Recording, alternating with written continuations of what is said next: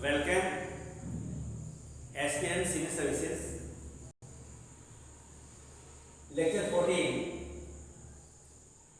ये lecture 14 science and technology के section में इम्पोर्टेंट क्वेश्चंस जो 67 बीपीएससी को ध्यान में रखा गया है और ये भी ध्यान में रखा गया है कि जो प्रीवियस क्वेश्चंस हैं उनके ट्रेंड क्या है और किस चैप्टर्स से क्वेश्चंस को उठा रहे हैं।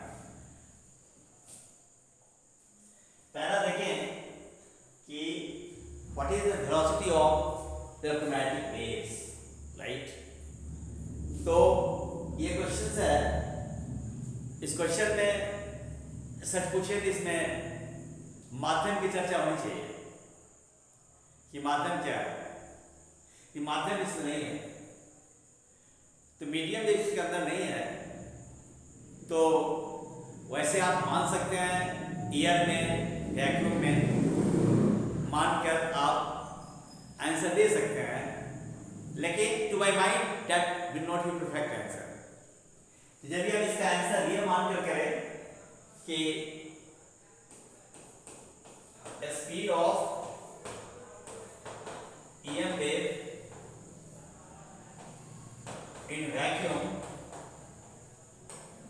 or in air, तब तो आपको पता है this will be C0 equal to 3 into 10⁸ metre पर सेकेंड होगा। लेकिन चूंकि माध्यम की चर्चा नहीं है और बता दूं कि इलेक्ट्रोमैग्नेटिक वेव्स जो होंगे वह उसके रिस्पेक्ट निर्भर करेगा नेचर ऑफ मीडियम पे। माध्यम प्रकृति कैसे इसमें निर्भर करेगा। जैसे अगर हम EM वेव के कंप्लीट स्पेक्ट्रम की बात करते हैं EM वेव्स का, तो ये वेव हो रहा है, ये हिंदी में कहते हैं इसको बैंडिया पिनाला, और ये हमारा ये वॉयलेट है, ये हमारा रेड है, और लेम्डा यानी वेवलेंथ का मान जिसको हम हिंदी में तरंग लंबाई बोलते हैं, इसका मान वायलेट से रेड तरफ बढ़ता है, रेड की सबसे अधिक होता है। और हम इधर आते हैं तो ये हमारा इंफ्रारेड कहलाता है। इंफ्रारेड का मतलब हुआ कि अगर वेवलेंथ का मान रेड से ज्यादा हो, और इधर आते हैं ये अल्ट्रावायलेट कहलाता है। अल्ट्रावायलेट यानी यदि लैम्डा का मान क्या है, लैम्डा भी से कम हो, और बीच जो हमारा और विजिबल रेंज है,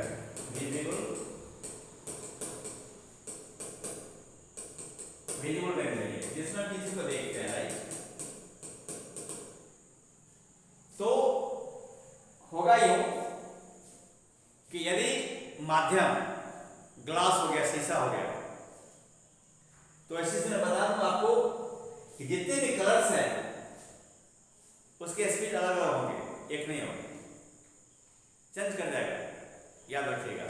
और इसके लिए इस फार्मूला को याद रखिएगा, C0/C इक्वल टू म्यू, जहां पर C0 जो है वो वैक्यूम में स्पीड ऑफ लाइट है, और C जो है किसी मीडियम में है, जैसे वाटर हो सकता है, ग्लास हो सकता है, और दोनों का रेशियो म्यू होता है जिसको वर्तनांक बोलते हैं, रिफ्रैक्टिव इंडेक्स बोलते हैं।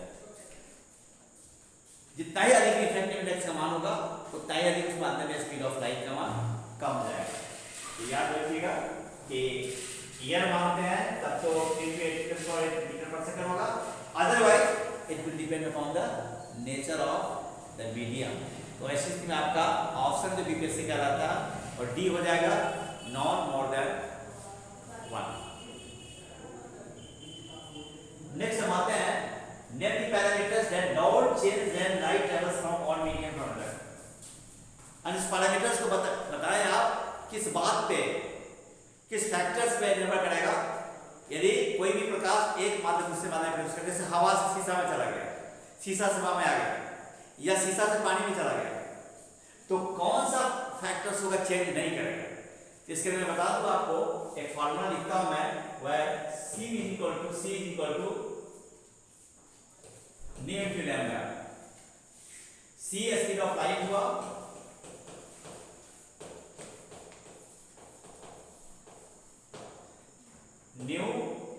फ्रीक्वेंसी हुआ, जिसको कंपनांक बोलेंगे, आवृत्ति बोलते हैं, लैम्डा वेवलेंथ हुआ, इसको हम तरंग लंबाई बोलते हैं,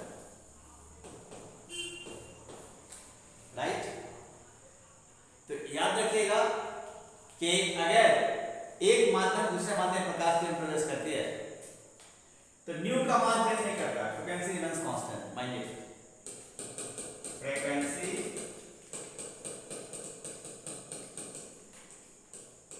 does not change, okay, clear हो गया। फ्रीक्वेंसी, ये फ्रीक्वेंसी जो है नहीं बदलेगा, याद रखिएगा।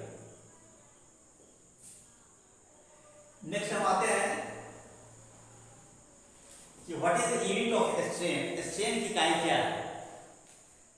ये सवाल पूछा भी गया है विगत वर्षों में। तो एक्चुअली क्या है, स्ट्रेन जो होता है हमारा,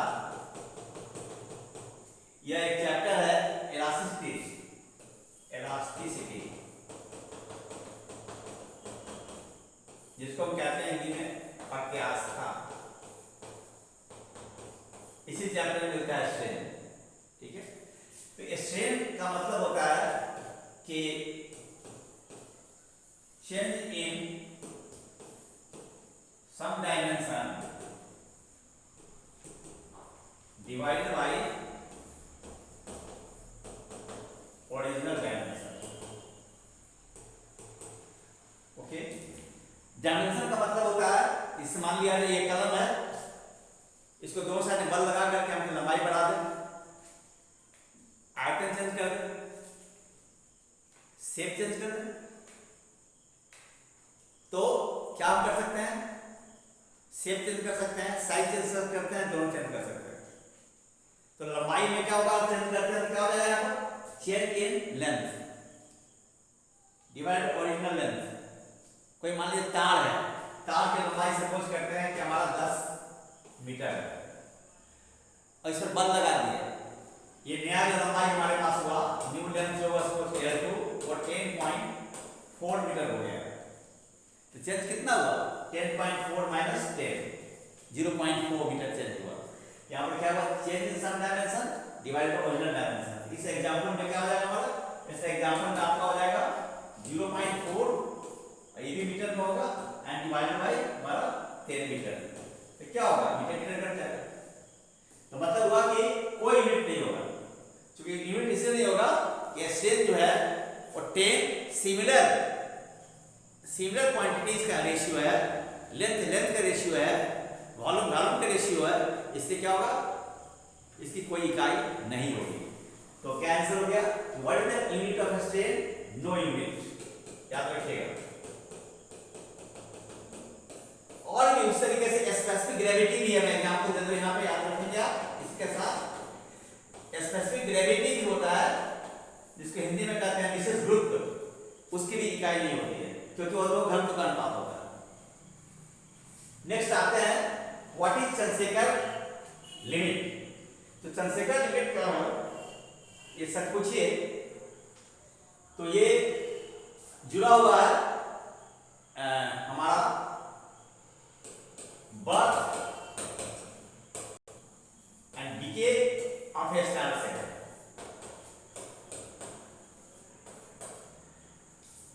मतलब क्या हुआ, तारे क्या होता है, कोई भी स्टार जो होता है, जैसे सन भी हमारे स्टार है, वो क्या है, न्यूक्लियर फ्यूजन की क्रिया से स्टार बनते हैं, हाइड्रोजन हीलियम में बनता है, और इस तरह से प्रोसेस होता रहता है, फ्यूजन की क्रिया होती रहती है। जैसे सूर्य की अब बात करें तो 4 हाइड्रोजन न्यूक्लियाई कंबाइन करके एक हीलियम न्यूक्लियस देता है, और क्रिया होती रहती है, और टेम्परेचर 10.7 डिग्री सेल्सियस के आसपास होता है, बहुत ज्यादा होता है। तो अब मान लो कि स्टार कोई बन गया, किसी स्टार बन गया, ऑलरेडी स्टार हैज बॉर्न, लेकिन जिस तरीके से हम दुनिया में आते हैं और दुनिया से छोड़ के चले जाते हैं, मरते हैं, उस तरीके से स्टार का भी जन्म होता है और स्टार ही मरता है, राइट। वो निर्भर करेगा कि मास ऑफ द स्टार कितना है, और the mass of the star. तो मान लिया जाए कि डिफरेंट फेज जो होता है स्टार का, मास ऑफ द स्टार, यदि ये मान आ गया 1.44 मास ऑफ द सन हो गया,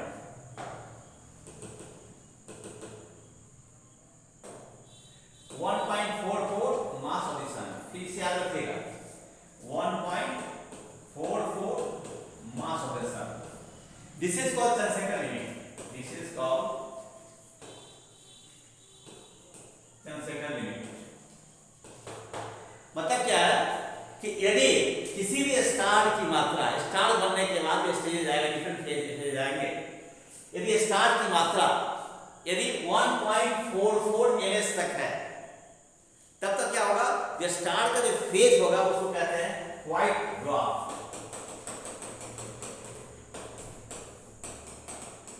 this is called white dwarf star. यदि इससे ज्यादा हो जाएगा तब तो क्या होगा, एक्सप्लोजन हो जाएगा। फिर क्या होगा, न्यूट्रॉन स्टार बन जाएगा, ब्लैक होल बन जाएगा। मतलब क्या हुआ कि Chandrasekhar limit is the limiting value for the mass of a star that will decide whether a star will die as white dwarf or will explode in the form of neutron star or so called the black hole। तो हम ये कह सकते हैं कि Chandrasekhar limit जो है वह थियोरेटिकली मात्रा की सबसे बड़ी इकाई है, largest unit of mass. Theoretically this is your largest unit of mass. Clear हो गया? तो कोई आपसे पूछा जाए कि जनसेंकर लिमिट क्या है, तो पहला आपका जवाब होगा कि 1.44 मास ऑफ द सन, और ये लार्जेस्ट यूनिट ऑफ मास है। किससे जुड़ा हुआ है, डीके ऑफ स्टार से जुड़ा हुआ है, डिफरेंट फेजेस ऑफ स्टार से जुड़ा हुआ है। नेक्स्ट आते हैं, what is the function of tartaric acid in baking powder. Baking powder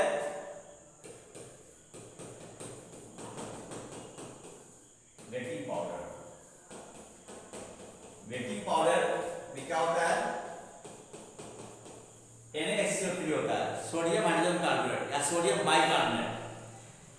इसमें क्या है, टार्टरिक एसिड मिला होता है, टार्टरिक एसिड। तो इसका क्या फंक्शन है ये हमें देखना है। और आपको पता है कि यहाँ पर अगर हम बात करें सिर्फ NaHCO3 की, तो क्या है ये बेकिंग सोडा भी कहते हैं इसको, खाने वाला सोडा। और ये क्या है, अग्निशामक में इस्तेमाल होता है। आप देखिएगा कि फायर एक्सटिंग्विशर जो होता है बैंक में या बड़े बड़े बिल्डिंग्स में लगे होते हैं, ऑफिस में लगे रहते हैं, तो उसमें NaHCO3 का ही इस्तेमाल होता है। हम बैक होते हैं कि टार्टरिक एसिड का क्या फंक्शन है बेकिंग पाउडर में। तो आप देखिए, आप इक्वेशन में आप लिखा हुआ है, आई डी राइट मैं फिर से लिख रहा हूँ, प्लस NaHCO3, ये क्या है, उठ जाएगा किसमें, Na2CO3 प्लस क्या है हमारा H2 water and plus CO2 carbon dioxide. अब क्या है कि बेकिंग सोडा चूंकि क्या होगा, हीट होने पे टूटता है, टूटने के बाद बनेगा आपका सोडियम कार्बोनेट। अब सोडियम कार्बोनेट क्या होता है, तीखा होता है। तो अगर हम टार्टरिक एसिड का इस्तेमाल नहीं करेंगे तो जो आपका केक होगा या ब्रेड होगा, इट विल टेस्ट बीटर, तीखा दिखेगा, खाने में अच्छा नहीं रहेगा। सो टार्टरिक एसिड क्या होता है, वो सोडियम कार्बोनेट के कारण जो बिटरनेस आता है, जो तीखा लगता है ब्रेड और केक, उसको समाप्त करता है। तो क्या फंक्शन हुआ टार्टरिक एसिड का, कि क्या फंक्शन हुआ, खत्म करने के लिए टेस्ट और ब्रेड के बीटर टेस्ट को खत्म करने के लिए, जो बीटर टेस्ट सोडियम कार्बोनेट के कारण होता है, और ब्रेड को फुलाने का काम तो कार्बन डाइऑक्साइड करता है।